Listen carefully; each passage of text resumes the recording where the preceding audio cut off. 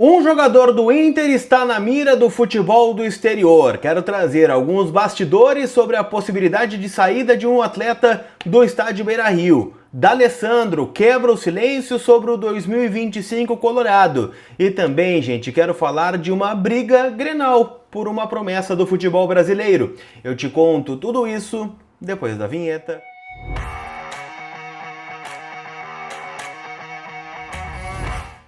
Tudo bem, gente? Vamos trocar uma ideia então, afinal eu quero atualizar as últimas informações do nosso Colorado, então já chega deixando o teu like, te inscrevendo aqui no canal.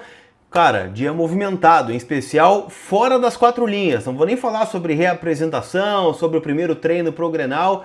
Isso vai ficar para a live que vai ter hoje 8 horas da noite aqui no canal, a nossa Caravana Colorada KTO. Estarei lá em Passo Fundo hoje à noite para a gente trazer todos os detalhes aí do Grenal, vai ter bastante, né, conversa entre colorados, então estejam comigo a partir das 8 da noite, direto de Passo Fundo, Caravana Colorada KTO, tá bom? Vamos falar sobre Alan Rodrigues, gente, afinal, né, o jornalista argentino Agustín Zabaleta trouxe a informação de que o Estudiantes de La Plata passou a monitorar a situação do jogador colorado. O uruguaio que veio, né, no meio da temporada passada, junto ao Argentino Júnior, uma novela para o Inter contratar esse jogador, que custou aí cerca de 4 milhões de dólares para o Internacional. E é bom a gente destacar alguns pontos aqui. Primeiro ponto, não há uma proposta oficial na mesa ainda, tá? Além disso, uma venda agora, ela é considerada improvável. Improvável, não impossível. Por quê? Porque o Inter tem uma situação financeira difícil, todo mundo sabe disso, mas né, é um jogador que o Inter investiu, né, o Inter fez o esforço, entende que ele ainda não conseguiu retribuir dentro do campo todo o esforço que o Inter fez, muito por conta de várias lesões que teve o Alan Rodrigues, né, desde que chegou, inclusive neste ano ficou fora um bom tempo antes da estreia por um problema de fascite plantar, acabou, né, sendo recuperado aí nessa reta final de campeonato gaúcho e começo de campeonato brasileiro. O Alan Rodrigues é um jogador que o Paulo Pesolano gosta muito, só que essa ausência dele também fez com que ele perdesse bastante espaço para o Paulinho, por exemplo, no time titular. É um processo de adaptação, né, que o Inter entende que ele ainda está vivendo, tá? Então o Inter quer recuperar o jogador, recuperar o espaço e, obviamente, retomar a titularidade para que ele seja, né, o jogador que foi no Argentino Júnior, tá? Então, mesmo sem estar como um titular absoluto no momento, ele é visto como uma peça importante dentro do plantel e não é à toa que está despertando interesse aí do Estudiantes, que trocou de técnico recentemente, né? Era comandado pelo Eduardo Domingues, que agora, né, é o técnico do Atlético Mineiro, e no lugar, né, do Domingues, o Cacique Medina foi anunciado como técnico do Estudiantes, até por isso, né, indicação de um jogador do Internacional. Tá bom? Quero falar, gente, do Grupo Flex, que é você no verde de novo. Então, se tu tem um contrato de financiamento, de empréstimo bancário, você pode estar pagando juros abusivos nessa parcela e não sabe. Então, tu vai fazer o seguinte, tu vai entrar em contato com o Grupo Flex e o WhatsApp está aqui na tela, o link na descrição também, para que você faça uma avaliação gratuita do seu contrato e aí você vê, né, se tem condições de economizar e muitas vezes o valor da parcela reduz para 50%, tá bom? Então, chama o Flex, que é meu parceiro aqui no canal, tá bom? Pra gente não falar sobre, dizer que não falou, né, sobre o campo, eu quero dizer que o Vitor Gabriel, tá? Ele apareceu, né, no gramado nesta manhã, no CT do Parque Gigante, e deve estar à disposição para o Grenal, tá? E aí muda totalmente, né, a perspectiva de zaga do Inter, né? Contra o Remo tivemos Félix Torres e Gabriel Mercado, Félix saindo do seu lado preferencial, então a tendência, né, que a zaga seja formada por Gabriel Mercado e Vitor Gabriel, tá? Então, uma rápida pincelada sobre o Inter dentro do campo.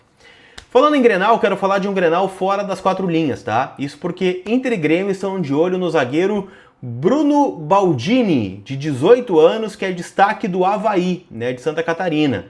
Qual é a situação atual do Bruno Baldini, tá?